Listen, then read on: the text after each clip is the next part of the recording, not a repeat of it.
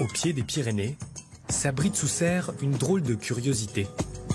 Encore de la papaye au mois de février, c'est pas mal. Sécateur ceinturé tel une machette, Frédéric Morlot explore son jardin tropical, à la recherche des derniers joyaux en plein hiver.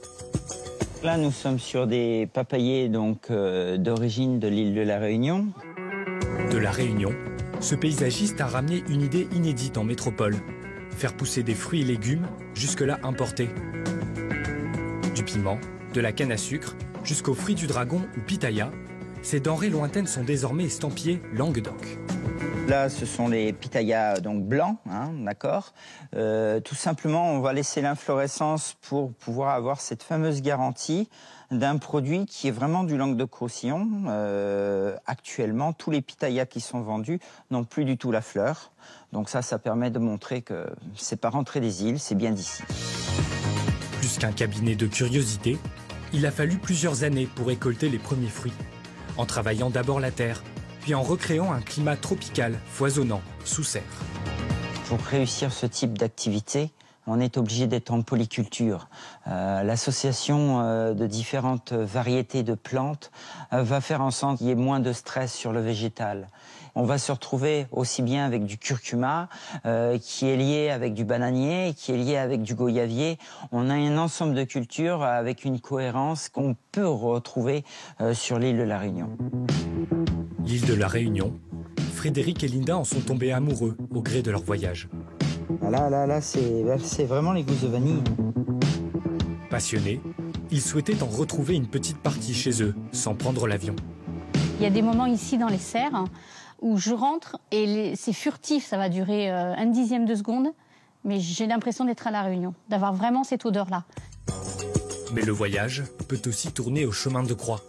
Cette année, et malgré le taux d'ensoleillement de la région, le couple a perdu près de 60% de sa production à cause du gel.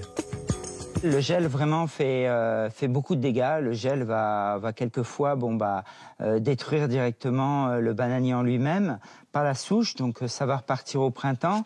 S'il fallait s'imaginer faire la même chose sans ces infrastructures à l'extérieur, c'est impossible. Il faut complètement oublier. Installé en bio, impossible pour le maraîcher de faire pousser ses fruits et légumes sous serre chauffée artificiellement. Pour autant, et malgré les dégâts du gel, Frédéric reste droit dans sa démarche. Le but aujourd'hui, c'est d'être raisonné et d'être raisonnable. Et si on veut arriver à cet objectif-là, il va falloir se donner les moyens de pouvoir cultiver en respectant notre environnement, les sols et l'ensemble des facteurs de l'écosystème qui nous entoure. Les fruits récoltés, Frédéric les vend dans les commerces alentours, ainsi qu'à des restaurateurs étoilés de la région. Et ils recherchent vraiment ces fameux produits qui sont avec un respect des cultures, avec une terre qui est noble, des produits qui sont rares et qui n'ont aucun impact carbone. Pour compenser les pertes, le couple vit aussi de la vente de semences, du métier de paysagiste, mais aussi de la transformation. Je serais tentée par cette petite chose à la banane. La petite confiture à la banane. Alors je vous laisse prendre une cuillère. Ce jour-là, séance dégustation.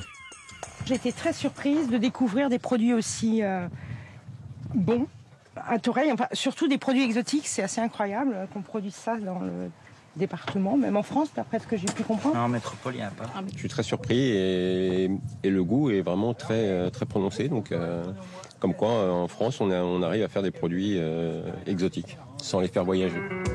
En France, la consommation de fruits exotiques a augmenté de 10% en 5 ans. 60% de ces fruits étaient importés. Après ce constat, l'expérience de ces deux maraîchers pourrait faire école et changer la donne.